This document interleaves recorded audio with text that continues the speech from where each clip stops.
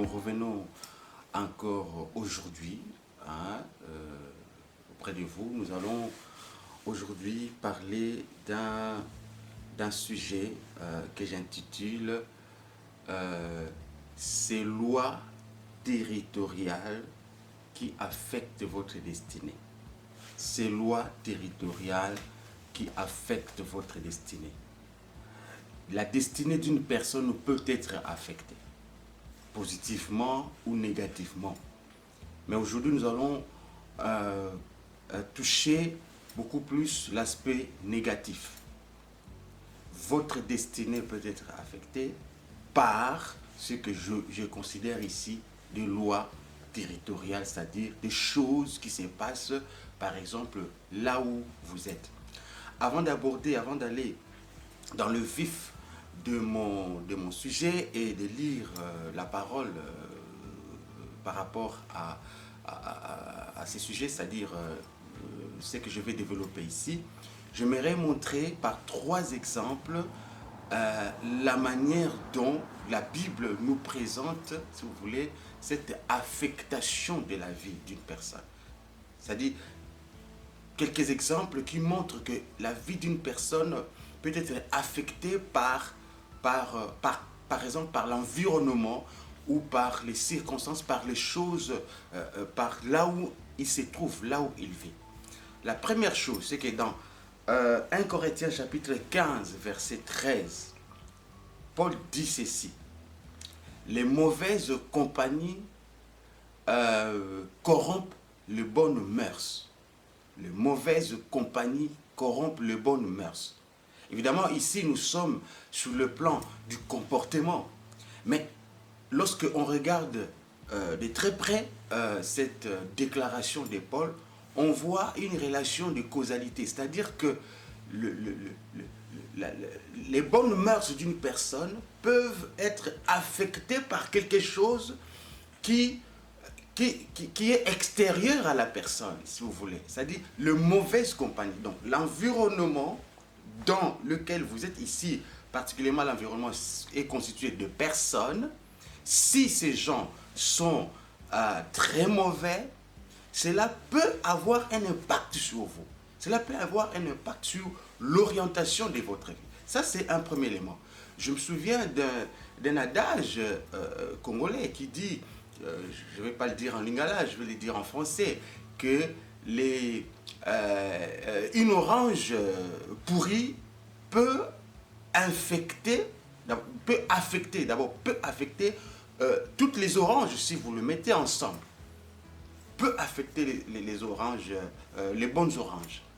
Voilà, donc c'est pratiquement ce principe édicté par Paul qui est repris par cet adage. Deuxième exemple que je donne ici sur l'affectation de la vie d'une personne par son milieu de vie, par l'environnement dans lequel il est, etc. Lorsque le Seigneur parle aux enfants d'Israël, en tout cas lorsqu'il parle d'abord à Abraham, que sa descendance sera sera esclave quelque part, cet esclavage ne pouvait pas être, par exemple, se réaliser ailleurs, c'est en Égypte. Donc, vous voyez que Abraham était étranger à Canaan. La Bible le dit, quand il est arrivé à Canaan, il était étranger. Mais il n'a jamais été esclave à Canaan. Voyez un peu. C'est lorsque les enfants de Jacob et ses enfants sont descendus en Égypte, où ils étaient également étrangers, et plus tard, lorsqu'ils se sont multipliés, qu'ils sont devenus esclaves. Donc, l'esclavage des enfants d'Israël était lié à cet endroit-là, en Égypte. C'est en Égypte qu'on pouvait être esclave. Peut-être pas ailleurs. Vous comprenez un peu? Vous ne pouvez pas être esclave ailleurs. Donc, les lieux, l'environnement où ils étaient a affecté leur destinée, a affecté leur vie, a affecté leur façon de fonctionner. L'esclavage était lié au territoire égyptien. Ça, c'était le deuxième exemple. Troisième exemple. Je ne vais même pas loin. Je prends toujours cet épisode où cette époque des enfants d'Israël avec Moïse, etc. Dieu dit à Moïse lorsqu'il l'appelle, il dit, je suis descendu pour faire monter mon peuple de ces pays vers le pays où coule le lait et le miel. Quand le Seigneur parle du pays où coule le lait et le miel, il est en train d'envisager, si vous voulez, un bon avenir pour le peuple d'Israël. Hein? Ça veut dire qu'il les fait quitter de l'esclavage, donc de la situation d'esclave, vers la situation de l'homme libre, ou du peuple libre. Et ce peuple doit vivre bien, doit vivre mieux, doit vivre selon ses désidérata, doit vivre selon la volonté de Dieu, mais il doit vivre autonome. Mais vous verrez que cet avenir n'est pas un avenir lié à rien, lié à aucune chose. Cet avenir bon des enfants d'Israël est lié à un territoire. C'est le pays des Canaan. C'est comme ça même que Dieu décrit le pays des Canaan comme le pays où coule le lait et le miel. C'est parce que le territoire se présente de cette façon-là, c'est parce qu'il coule le lait et le miel dans ces pays-là, que cela va affecter la vie de ses habitants, de ce peuple que Dieu voulait installer dans ce pays. Et ce peuple va vivre mieux. Donc, vous voyez, à travers ces 3 exemples que je viens de donner, ça nous montre que ton bonheur, lorsque tu aspires à un bonheur, lorsque tu aspires à des bonnes choses, même tes promesses que le Seigneur t'a données, peuvent leur accomplissement, hein, c'est-à-dire le fait que tu vives ces promesses, parce que Dieu ne promet jamais quelque chose de mauvais. Bon, dans certaines circonstances, lorsque l'homme a péché, etc., ça on pourra voir ça après, mais lorsque Dieu te fait de bonnes promesses, il est possible que ces promesses-là soient, pour que tu les vives, que cela soit lié à un territoire donné. Donc, le territoire, le lieu où tu es peut affecter ta vie. C'est de ça que nous allons parler. Donc, je répète l'intitulé de mon exhortation, ces lois territoriales qui affectent votre destinée. Alors, pourquoi je parle des lois territoriales? Je viens de présenter un peu le pays, hein, l'environnement. Et dans l'environnement, dans certains environnements, il y a des principes. Il y a des lois qui règnent là-bas, qui se rejettent justement sur l'individu, qui affectent votre destinée. Des lois, des principes. Aujourd'hui, je veux t'inviter à repérer, à chercher. Ce sera notre leçon de la fin. Je vais revenir sur ça. À repérer ce principe, ce loi qui affectent ou qui ont affecté votre vie. Ce principe, ces lois qui peuvent relever du territoire où vous êtes, qui peuvent relever du contexte dans lequel vous vivez, qui peuvent relever des circonstances particulières que vous avez connues, mais qui affectent votre vie. Je disais tout à l'heure que cette affectation n'est pas toujours négative. Hein? Je viens de démontrer ici que pour Canaan, l'affectation était positive pour les enfants d'Israël. Mais pour l'Égypte, elle était négative. Voyez un peu. Donc cette affectation n'est pas toujours négative. Elle peut être positive. Mais pour aujourd'hui, j'aborde l'aspect négatif des choses parce que beaucoup de gens vivent des difficultés, ils vivent des problèmes compliqués et parfois ils ne savent pas que, en fait, en réalité, cela est dû à des principes territoriaux, à des principes, à des lois territoriales qui affectent leur vie négativement.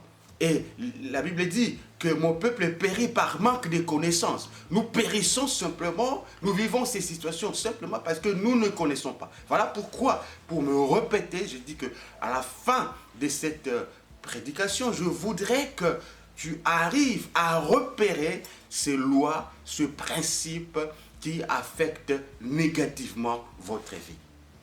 Alors, pour en parler, nous allons prendre, encore une fois, vous savez que j'aime bien les figures bibliques. Nous allons prendre une figure biblique. C'est Jacob que nous allons prendre pour parler de ces choses. Alors, nous prenons la Bible. Je vais lire dans Genèse, d'abord Genèse chapitre 27, verset 43, Ensuite, Genèse chapitre 28, verset 1 à 2, pour montrer, pour situer simplement l'endroit où se trouvent ces choses. Et après, je vais lire un long texte, ce sera dans Genèse chapitre 29 à partir du 14e verset. Donc, j'ai dit Genèse chapitre 27, 43, premier texte. Deuxième texte, Genèse chapitre 28, 1 à 2. Ces deux textes, je les lis simplement pour situer, faire une situation géographique, si vous voulez. Et puis, mon texte de base où je vais m'asseoir pour développer ce que je suis en train de communiquer aujourd'hui sera dans Genèse 29 à partir du 14e verset. Alors, Genèse chapitre 27, verset 43, la Bible dit ceci. Je commencerai même à partir du verset, je commencerai par le verset 42. On rapporta à Rebecca les paroles d'Ésaü, son fils aîné. Elle fit alors appeler Jacob, son fils cadet, et lui dit, voici que ton frère Ésaü veut tirer vengeance de toi en te tuant. Verset 43, donc, qui nous concernait. La Bible dit, je lis la version Louis II. Voilà. La Bible dit, maintenant mon fils, écoute ma voix, lève-toi, va te réfugier chez mon frère Laban à Haran. Ici, je voudrais simplement situer, prendre l'élément Haran. C'est-à-dire que quand Rebecca parle à Jacob, elle lui dit, d'aller se réfugier chez son frère qui se trouve à Haran. Rappelez-vous que Haran ici, c'est l'étape de l'immigration de la famille de Terah. Rappelez-vous de ma précédente vidéo. C'est l'étape de l'immigration de la famille de Terah lorsque Terah est parti de Our des Chaldéens pour se diriger à Canaan. Ils ont fait escale à Haran. Nous sommes dans cette ville-là. Alors, Rebecca dit à Jacob d'aller se réfugier auprès de son frère Laban qui se trouvait à Haran.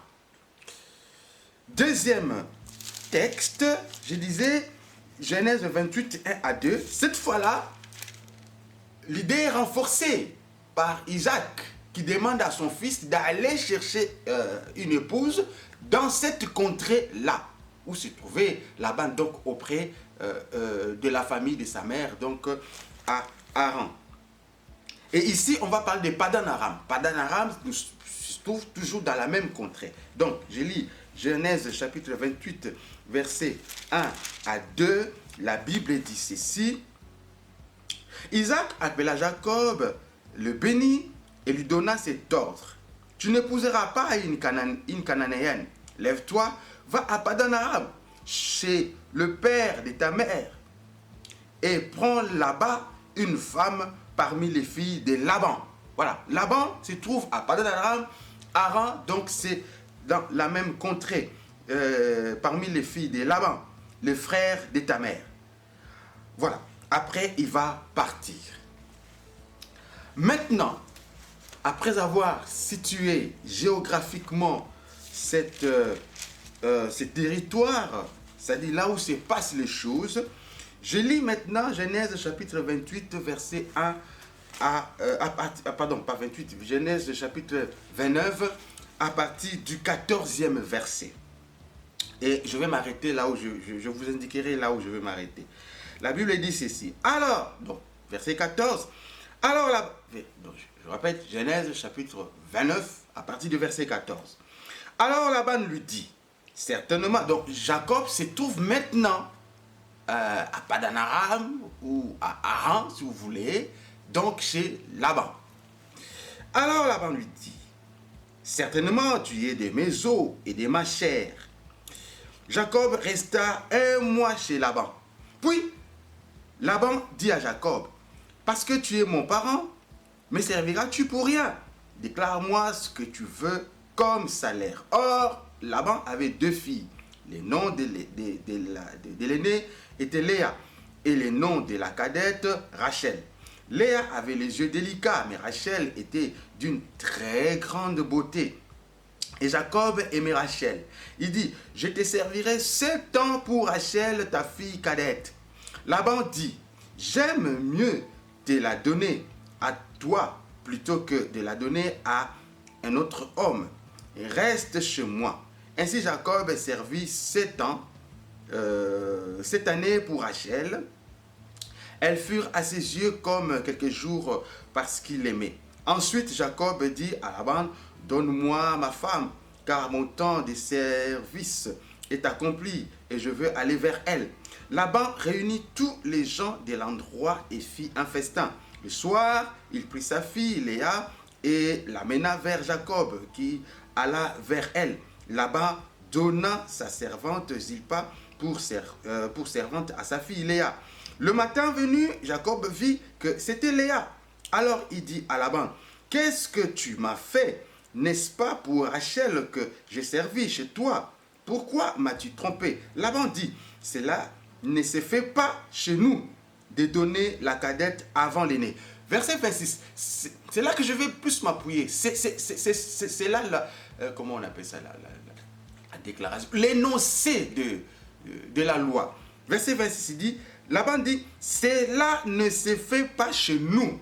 Donc chez nous ici, à Haran, à Padan Aram, peut-être pas ailleurs, mais chez nous, là où toi tu te trouves, Jacob, là où tu es venu chercher une femme, là où peut-être tu t'es dit, là où tu es venu trouver refuge, là où tu es venu te réfugier, là où peut-être pas pour Jacob, mais pour toi, là où tu t'es dit, je veux aller m'installer là-bas, ou là où tu es né, là où tu t'installes, dans cet endroit-là, il y a un principe.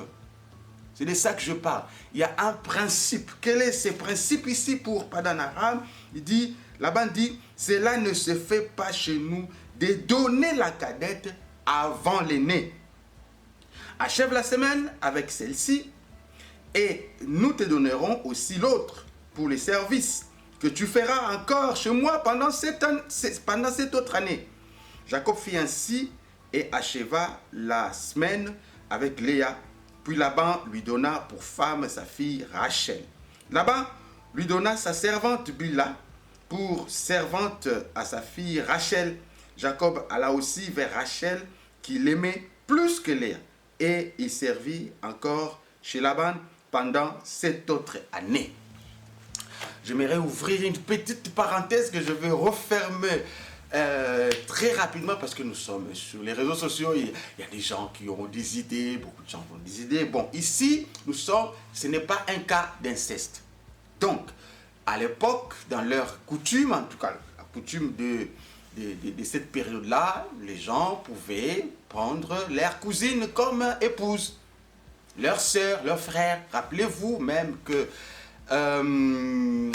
Abraham, lorsque il voulait descendre chez les Philistins et même en Égypte, il a dit à sa femme, Sarah, ne dis pas que je suis ton mari, dis que je suis ton frère. Évidemment, bon, c'était sa femme, donc son mari, mais aussi Abraham ne disait pas faux parce qu'il a déclaré plus tard, effectivement, Sarah était sœur d'Abraham. On en parlera une autre fois. Donc ici, je ne veux pas entrer dans le débat parce que certaines personnes peuvent vous dire, oh non, c'est l'inceste. Non, je n'entre pas dans ce débat. Ici, je parle de la Bible. Et Dieu a béni ce couple, Dieu a béni le couple d'Abraham, Dieu a béni le couple de Jacob. Donc, c'était dans la volonté de Dieu que les choses se sont passées de cette façon-là. Voilà. Donc, ce n'est pas un cas d'inceste, c'est comme ça que ça fonctionnait, ça se passait chez eux. Donc, j'ai fermé cette parenthèse que j'avais promis de fermer très rapidement. C'est quoi le problème ici? Jacob va à Padan Aram, à Haran. Et là, selon l'ordre qu'il reçoit de son père, il doit aller chercher une femme là-bas. Évidemment, auparavant, sa mère lui avait dit, va te réfugier là-bas, etc., pour fuir la colère d'Ésaü. Mais après, cette mission a été renforcée, on a donné une autre orientation à cette mission par Isaac, va chercher la femme là-bas. Rappelez-vous que c'est comme cela, c'était comme ça, même, excusez-moi, même pour Isaac, Abraham avait demandé au plus vieux de ses serviteurs d'aller chercher, d'aller trouver une femme pour son fils Isaac, toujours dans cette contrée-là. Alors, Jacob arrive à Padan Aram.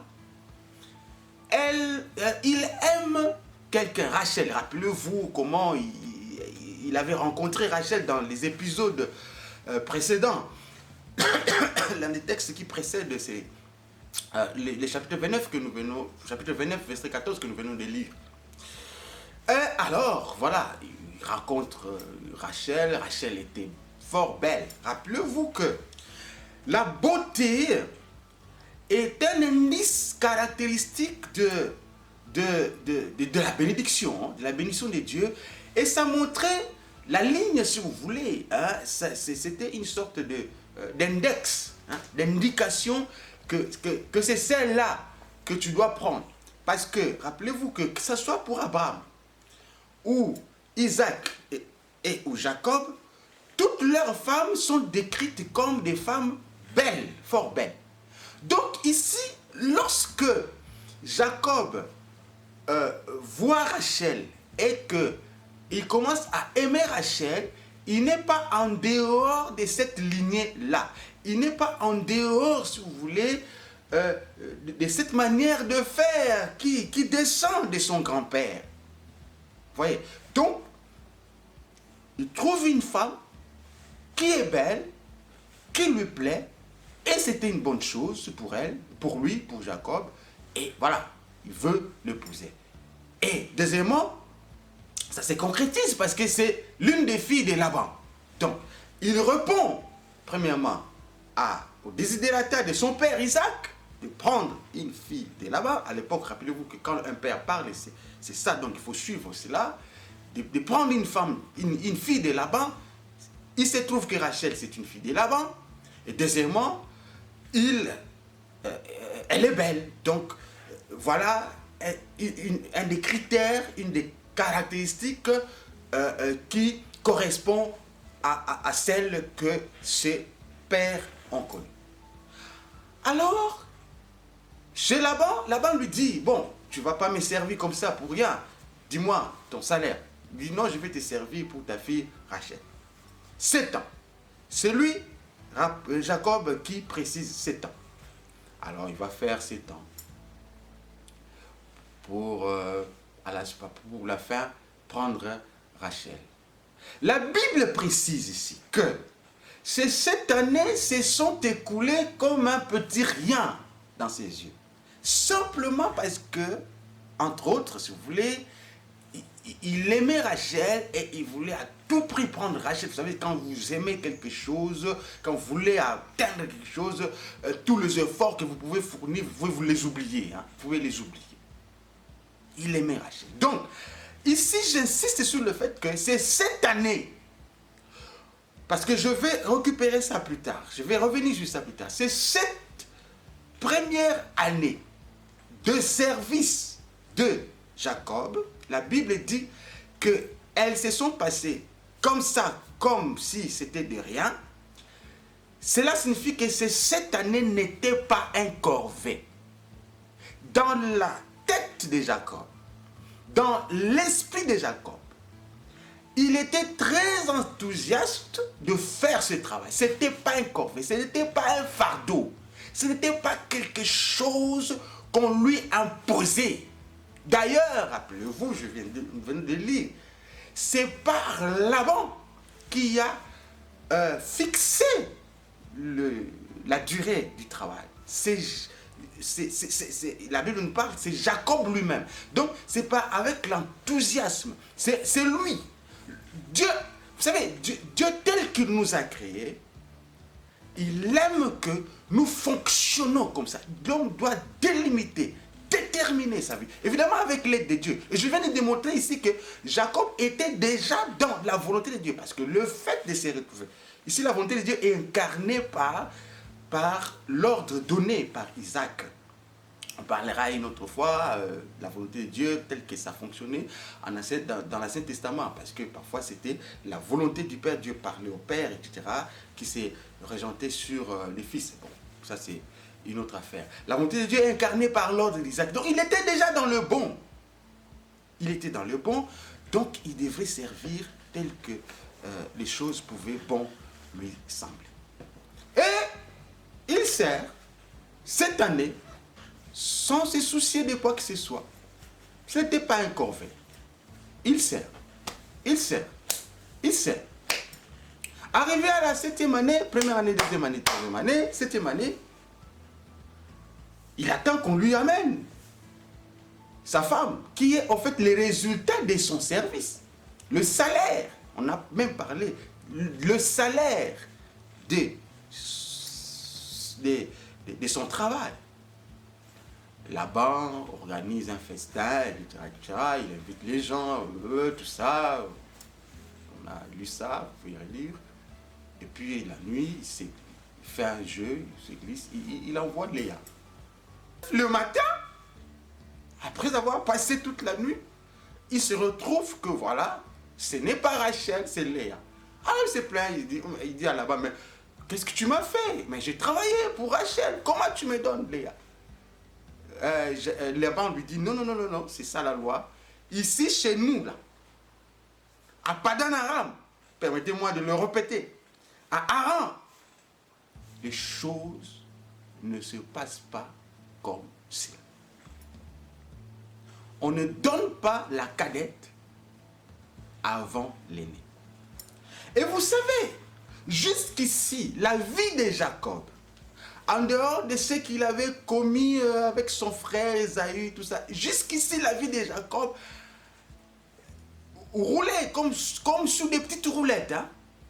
Il a la bénédiction, sans trop faire des choses, d'efforts.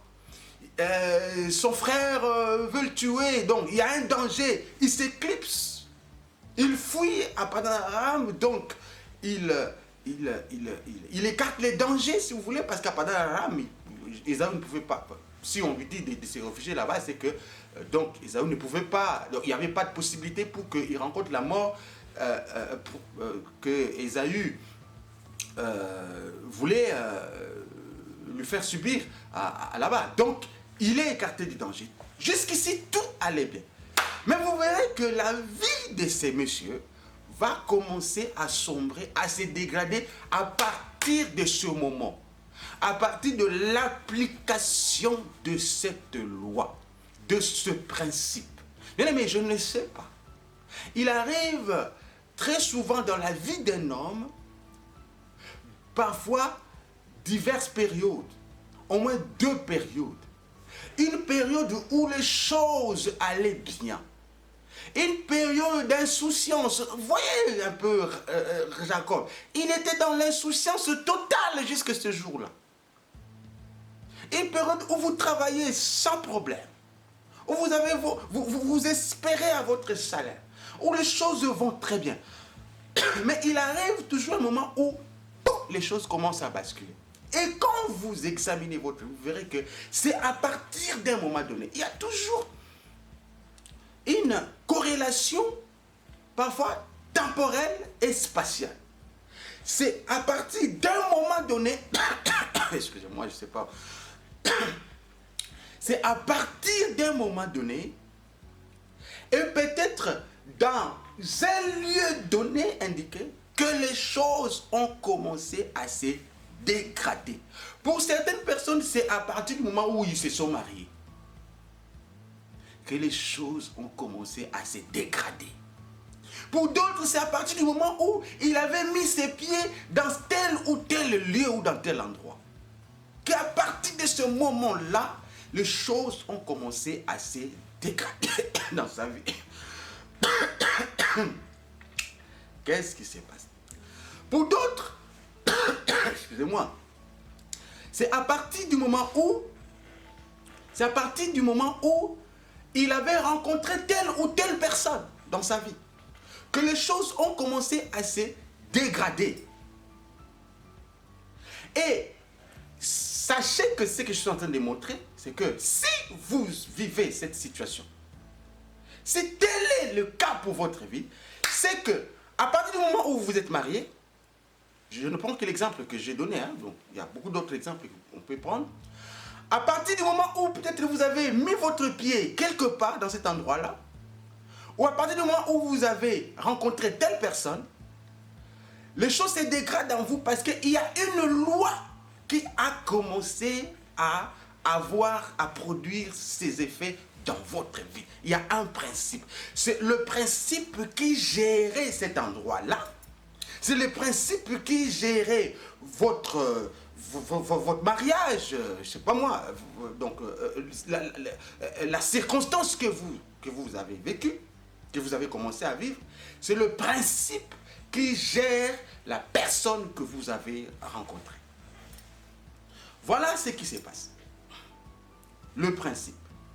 Alors, je vais terminer cette prédication en donnant au moins, trois, il y en a beaucoup, mais j'ai sélectionné trois conséquences de l'application de ce principe, de la domination de cette loi, des effets, le fait que ce principe sort ses effets dans la vie de Jacob, à partir de ce moment-là. Quelles sont les conséquences que Jacob a commencé à vivre? Quand je dis que sa vie a commencé à se dégrader, quelles sont les conséquences? Vous verrez plus tard. Si vous lisez la Bible, je ne vais pas donner les textes. Lorsque Jacob rencontre Pharaon, Pharaon lui dit quels sont les jours des années de ta vie. Il lui dit les jours des années de ma vie n'ont pas été nombreuses. Tout ça, ça a été très difficile parce que effectivement Jacob a vécu des années, des moments très compliqués dans sa vie. Par rapport à ses pères, lui n'a vécu que 110 ans. Par rapport à ses pères, il a vécu des années très compliquées. Alors, peut-être que c'était à partir de ce moment. Bien aimé, je répète ce que je disais ici. Il est question parfois d'avoir la connaissance de ces choses. De vous réveiller. de vous réveiller. De vous dire, tiens, il y a ceci. Parce que la Bible dit, je répète, mon peuple périt par manque de connaissance. Peut-être que ces choses vous arrivent parce que vous ne connaissez pas. Attendez, quand la Bible dit que mon peuple périt par manque de connaissance, et quand nous disons que par la foi, je vais faire ceci, cela, la foi se combine avec la connaissance. Certaines choses pour arriver au bout de ces... Parce que certaines personnes, quel est leur problème? Certaines personnes peuvent vous dire, non, Jésus-Christ est là, il va faire des choses, j'ai la foi, tout ça. La foi ne peut pas être appliquée comme ça sans la connaissance. Vous devez connaître la chose. Vous connaîtrez la vérité et la vérité vous affranchira. C'est la vérité qui va vous affranchir. Lorsque vous connaissez la chose, alors vous appliquez la foi, vous priez, vous pouvez vous en dégager. Beaucoup de gens vivent des situations compliquées. Ça, c'est une parenthèse que je fais. Beaucoup de gens vivent des situations compliquées. Ils prient, rien ne change. Simplement parce qu'ils ne touchent pas au problème réel. Pourquoi ils ne touchent pas au problème réel? Parce qu'ils ne le connaissent pas. Le réflexe n'est jamais là pour savoir, ah, ici il y a un problème. Donc, il faut connaître la chose pour que tu saches comment s'en sortir, comment appliquer la prière, etc. Alors, voici les trois éléments, les trois conséquences que Jacob a vécues. Premièrement, la première conséquence que j'ai repérée, c'est le fait de travailler doublement. Regardez, on lui dit, je vais aller un peu plus vite. On lui dit, lui-même dit, je vais travailler pendant 7 ans. À cause de cette loi, de ce principe des Padanara, que on ne donne pas la cadette avant l'aîné, il a dû doubler son temps de travail. Combien il y a des gens sur cette terre qui, pour arriver à recevoir quelque chose dans leur vie, elles doivent faire toujours des efforts doubles ou multiples. Là où certains n'ont pas de difficultés pour passer, là où certains peuvent passer en un clin d'œil, comme par un éclair, lui, cet homme ou elle, cette personne, doit toujours faire des efforts doublement. Lui, il faut toujours déployer des efforts. Bien aimé, Jacob n'avait pas prévu à Padan-Aram de faire 14 ans de travail pour avoir une femme. C'était 7 ans. D'où vient le 14 ans? C'est à cause de ce principe qui affecte sa destinée, sa vie. Pourquoi chez toi, tu dois toujours fournir plus d'efforts que les autres pour arriver à atteindre telle ou telle chose? Pourquoi? Tu t'es déjà posé cette question. Tu t'es déjà posé cette question. Oui, je sais que la terre est compliquée. Oui, je sais qu'il faut faire des efforts. Je n'exclus pas, je ne dis pas qu'il ne faut pas faire des efforts. Mais je parle de cette notion des efforts doubles. Là où les autres font des efforts une seule fois, toi, tu en fais toujours le double. Toi, ça doit se multiplier. Depuis un certain moment, c'est comme ça. Depuis que tu es né, c'est comme ça. Toi, pour trouver un mari, là, ça a toujours été compliqué. Pour trouver un homme dans ta vie, c'est compliqué. Pour trouver une femme, c'est compliqué. Pour trouver du travail, c'est compliqué. Pour vivre, c'est compliqué. Non, c'est pas normal. C'est pas normal. C'est pas logique. C'est pas logique. Donc, première chose qu'on voit ici dans la Bible, qui est le fait, la conséquence de l'affectation de cette loi, c'est le dédoublement ou le doublement du travail, des efforts fournis. Bien aimé, les efforts, c'est Dieu qui nous demande de fournir des efforts, de faire des efforts. Mais lorsque les efforts deviennent multiples et doubles pour obtenir quelque chose, ça ne relève plus de ce principe de Dieu. Ce n'est plus... il ne faut pas continuer à voir... Ah non, ce sont toujours... Non, les efforts ont un timing et un degré. Lorsque ça dépasse ce degré, ça devient autre chose. Ça devient autre chose. Ça devient peut-être un principe qui s'applique sur vous. Ça, c'était la première chose que je voulais dire. Première conséquence. Deuxième conséquence, c'est l'effet de rallonge. Cette deuxième conséquence est un peu liée à la première, l'effet de rallonge. Là où certaines personnes accomplissent telle chose en 5 ans, toi, tu l'accomplis en 7 ans, en 8 ans, en 9 ans. Et c'est souvent le cas.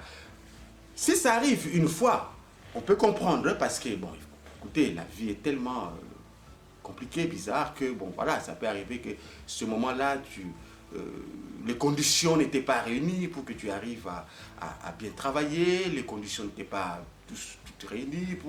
Il y a d'autres facteurs qui sont intervenus pour amener à telle situation. Oui, je peux comprendre. S'il y a des facteurs objectifs qui expliquent cet effet de rallonge, ok. Mais si chez toi, c'est récurrent en fait, ça a toujours été le cas. Toi, pour terminer les études, là où le cycle normal est par exemple de 5 ans, toi, tu n'as jamais fait.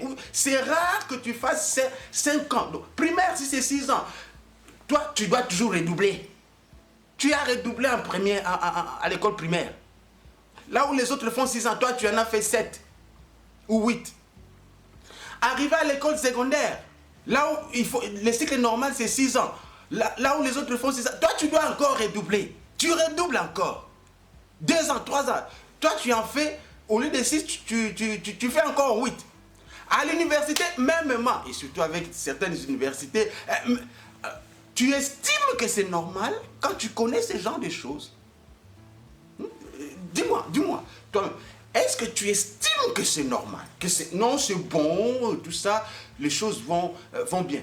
Je peux comprendre que lors d'un cycle, comme je disais tout à l'heure, pour préciser un peu ma pensée, lors d'un cycle que tu redoubles, bon voilà, tu viens par exemple de l'Afrique, tu as étudié là-bas, tu arrives en Europe, tu rentres dans un master, bon, le système d'enseignement est différent, le contexte de vie est différent, ici tu dois faire ceci, tu dois jobber, comme on dit, hein, tu dois travailler pour subventionner tes études.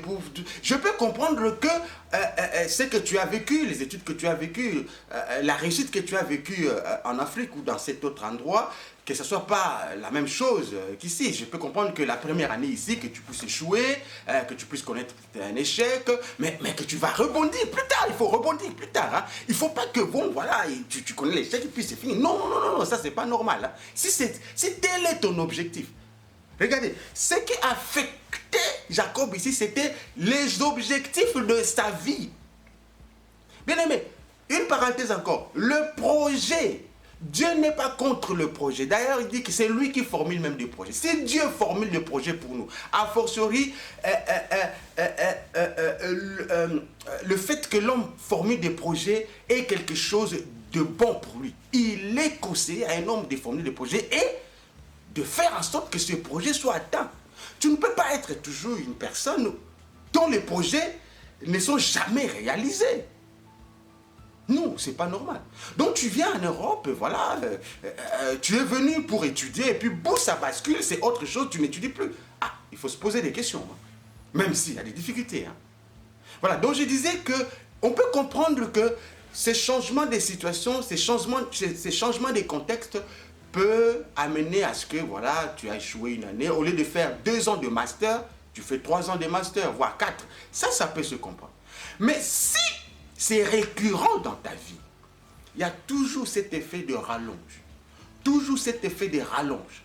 Toujours cet effet de rallonge dans ta vie. Dans diverses situations, dans divers aspects. Alors, il y a un problème. C'est que peut-être il y a une loi qui dit son mot sur vous, qui vous affecte, qui affecte votre destinée. Il y a un principe là qui se cache derrière, qui affecte votre destinée. Je vais terminer cette séance en donnant la 3e conséquence. La 3e conséquence, c'est laquelle, ici, dans la vie de Jacob, c'est le fait de ne pas bénéficier comme tel du résultat de son travail. Parce qu'au fait, la première période de 7 ans, au bout de cette période, il était question que ce monsieur ait Rachel. Avec elle, pas avec quelqu'un d'autre. Pas avec les... Non, Rachel. Mais regardez, il travaille 7 ans, mais au bout de ces 7 ans, alors qu'il était focalisé sur ça, je venais de dire qu'il a travaillé avec beaucoup d'enthousiasme. Il était là, ces 7 années se sont passées comme si c'était un jour. Si vous voulez, ça c'est moi qui paraphrase. Mais arrivé au bout, il n'a pas Rachel. Ou tout au moins, il va avoir Rachel par négociation. Mais qu'est-ce qui te dit que toi, pour avoir ton salaire, il faut toujours négocier, alors que tu as travaillé? Ton propre travail. Tu as fait le travail. Mais pour avoir ton salaire, il faut toujours passer par des négociations. Il y a des gens comme ça. Il n'a jamais, ou c'est très rare dans sa vie, de recevoir son salaire sans passer par des conciliabules. Ton propre salaire. La Bible dit ceci. Une parenthèse encore. Je vais terminer en quelques minutes. Une parenthèse encore. Lorsque les enfants d'Israël veulent quitter l'Égypte, à un moment donné, Pharaon, avec tout ce qu'il faisait, il dit à Moïse, bon, vous allez partir, vous laissez femmes et enfants, ainsi que vos biens, vous laissez femmes et enfants, etc. Moïse, il dit, non, nous sortirons d'ici, nous, nos femmes, nos enfants, nos brebis, et tous nos biens. C'est-à-dire, tout ce qui vous appartient, tout ce qui vous appartient est lié à vous. Tous vos biens sont liés à vous. C'est ce qui vous définit, au fait. Les biens, tout ça, c'est à vous. Donc, le travail, j'ai pris ces principes-là pour expliquer le travail. Le travail, quand vous faites le travail vous appartient. C'est-à-dire, quand vous faites le travail, c'est comme si vous donnez quelque chose de vous-même. Et puisque ça vous appartient, c'est puisque c'est vous. Pourquoi? Pour recevoir les salaires, il faut négocier toujours. Donc, je disais ici qu'il a travaillé pendant 7 ans. Et après, ça commence. Les histoires de négociation. Non, passe d'abord une semaine avec Léa. Ensuite, nous allons vous amener Rachel. Et tu vas prendre... Et puis, il va prendre Rachel. Il va contracter, en fait, une dette. Donc, regardez comment le diable fait. Hein. Ton propre salaire, là, qui est logiquement... que tu dois toucher logiquement, ça devient pour que tu puisses l'avoir, tu dois contracter une dette pour avoir ton propre dû. Parce que on va lui amener Rachel une semaine après, il va avoir Rachel et Léa, mais il va travailler 7 ans, à crédit au fait. Il va travailler 7 ans encore, 7 ans. C'est pas normal. Donc je disais ici, la troisième conséquence, c'est le fait que tu ne vives pas les salaires de ton travail. La sueur de ton front, tu ne la vives pas. Ça, c'est pas normal, c'est une anomalie. Peut-être il y a un principe qui est là. Depuis que toi tu travailles, tu as fini les études, tu es monté à l'université, tu as fourni des efforts, tu as fait des TP, des examens, mais au final, tu finis, tu ne trouves pas du travail. Tu trouves ça normal? Oui, on me dira que dans nos pays, dans certains pays africains, le travail, le chômage, etc. Oui, je comprends. Au-delà de ces faits, de ces facteurs qui sont là, mais écoutez, la Bible me dit ceci. La Bible me dit ceci. Vous savez, ce principe ici, parfois, nous le prenons généralement d'un mauvais côté. Parce que c'était une punition. Oui, c'était une punition. Il y a effectivement ces mauvais côtés-là de punition. Mais quand vous inversez cette pièce, vous trouvez un autre côté qui nous renseigne quelque chose. Quel est ce principe? Dieu dit à Adam, c'est à la sueur, je venais d'ailleurs de le dire ici, c'est à la sueur de ton front que tu mangeras. Oui, c'est une punition, c'est parce qu'il avait péché, etc., qu'il devrait maintenant commencer à manger à la sueur de son front. Ok, nous sommes dans cette situation-là, nous sommes dans cette situation, nous vivons cette situation-là.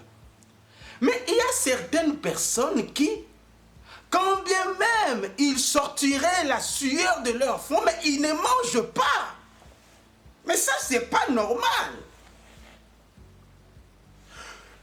Les côtés inverses de ce principe veut dire quoi? Ça veut dire que Dieu édicte un principe ici qui dit que lorsque ta sueur sort, tu dois manger. C'est-à-dire la conséquence de la sortie de la sueur fournie, qui sont les symboles des efforts fournis dans le travail pour manger. La conséquence, c'est que tu dois manger. C'est impératif. Tu ne peux pas avoir fourni des efforts, fait ceci, fait cela, et tu ne jouis pas par la suite des efforts que tu as fournis. C'est pas seulement dans le travail. Je parle du travail. Ici, Jacob, nous parlons du travail, mais vous pouvez aussi voir ce principe, ce problème dans beaucoup d'autres aspects. Il y a certaines personnes, il s'est marié. Pour se marier même, surtout là où on donne la dot, tout ça, il a fourni des efforts pour se marier, mais après s'être marié, il ne jouit pas de son mariage. Le mariage, c'est plutôt un milieu de problèmes pour lui. Non, c'est pas normal. Tu dois jouir des efforts que tu as fournis. Ça, c'est un principe de Dieu, principe biblique. Alors, bien aimé, tu dois, si tu vis ce genre de situation, tu dois voir. Peut-être qu'il y a une loi, en principe, qui est à la base de ça. Je venais te dire aujourd'hui simplement que il y a certaines situations que tu vis dans ta vie qui ne sont pas fortuites, parfois comme tu le penses, qui ne relèvent pas des éléments objectifs, des situations, des circonstances objectives. Je sais qu'il y a aussi, je nie pas, des situations qui relèvent, des problèmes qui relèvent des situations, des circonstances objectives, comme je disais tout à l'heure, le fait que tu viennes étudier en Europe, après avoir étudié en Afrique, bon, les premières années peuvent être compliquées, oui. Mais il y a beaucoup de situations que les gens vivent qui sont au fait des effets, des principes, des lois négatives qui affectent leur vie et leur destinée. Il faut remarquer ces principes, découvrir ces principes et chercher à s'en débarrasser. Et la prière est suffisante, amplement suffisante pour arriver